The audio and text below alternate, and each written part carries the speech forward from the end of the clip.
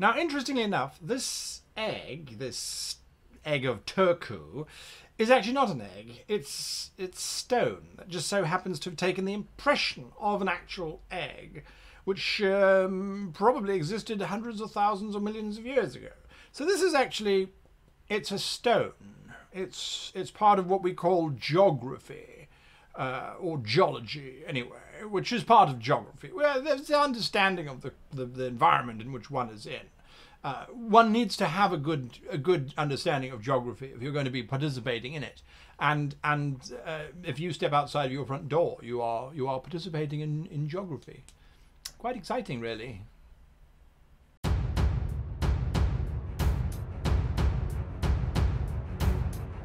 Hello and welcome to this episode of the Campaign Creation Series. We are talking geography.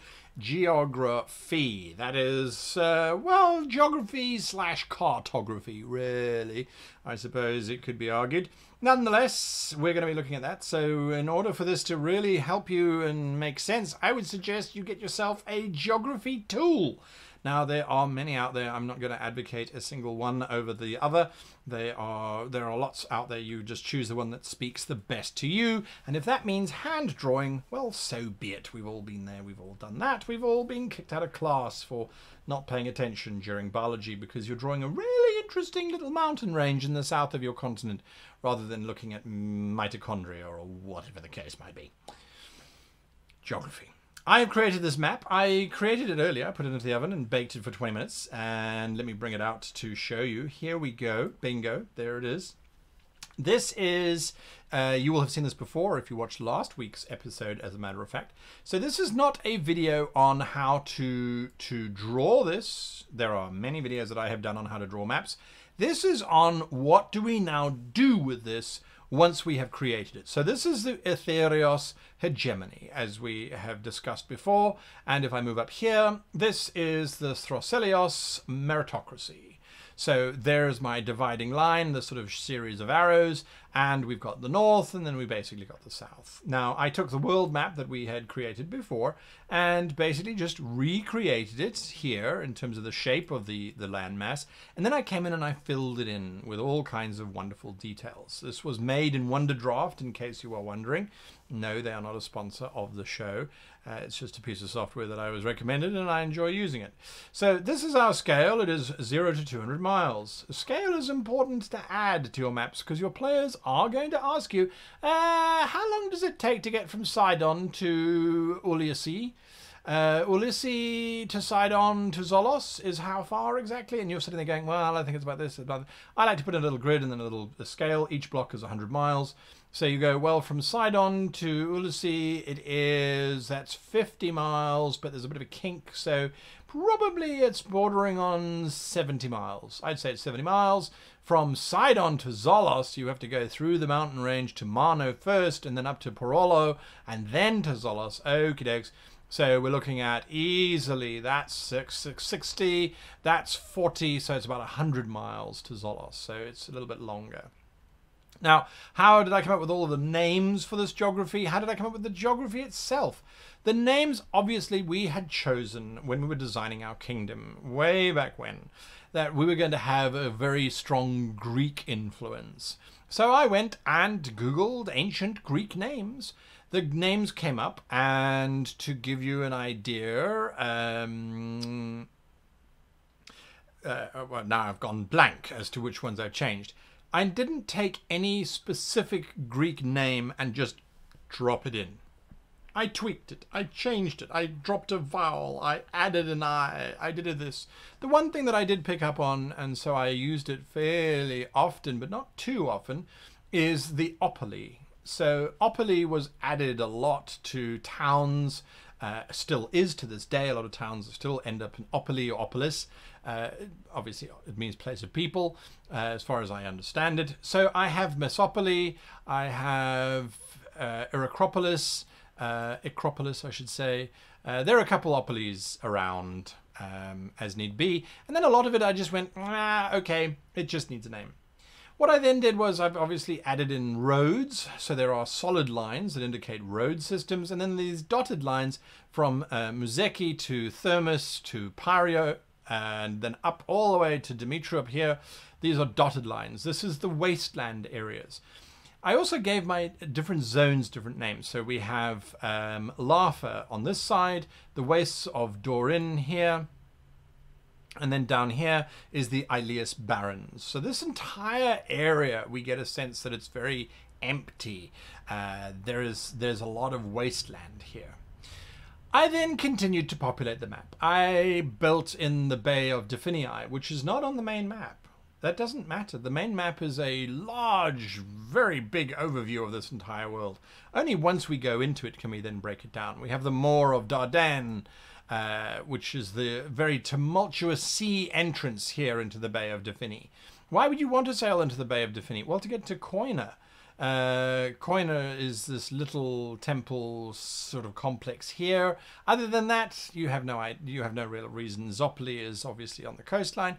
Anyway, I put in forests, I put in mountain ranges, I put in river systems. I haven't used enough river systems in my games before, and so I wanted to. So we have Nessos Lake, Phalos Lake, and Ios Lake, the three big lakes here, and then a lot of little ones as well that the players can explore. It's a nice border between Utherios and Throselios.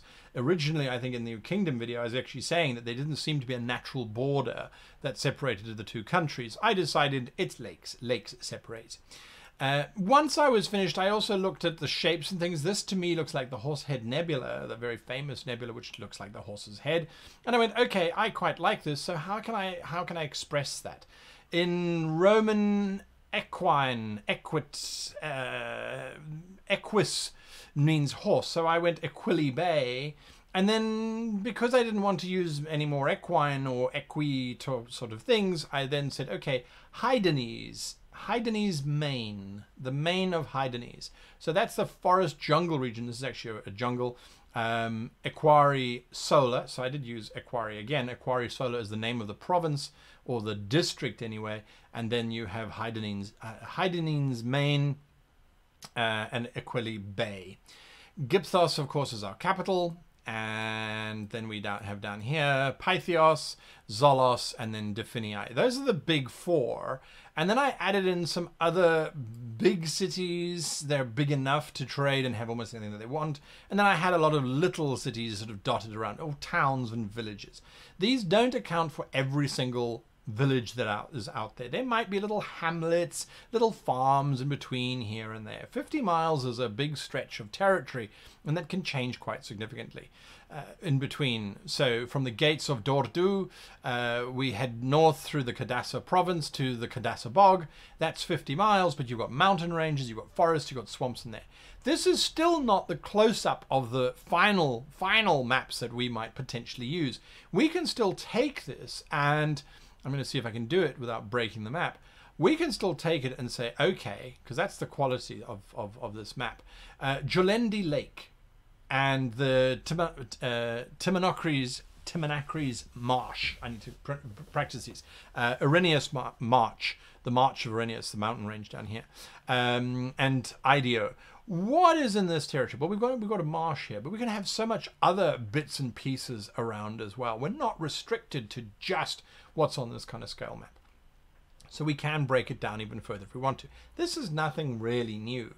Once you've built a map like this, though, it should help inspire you to say, okay, it's a very short distance between Mesopoli and Gypthos and Skiathes.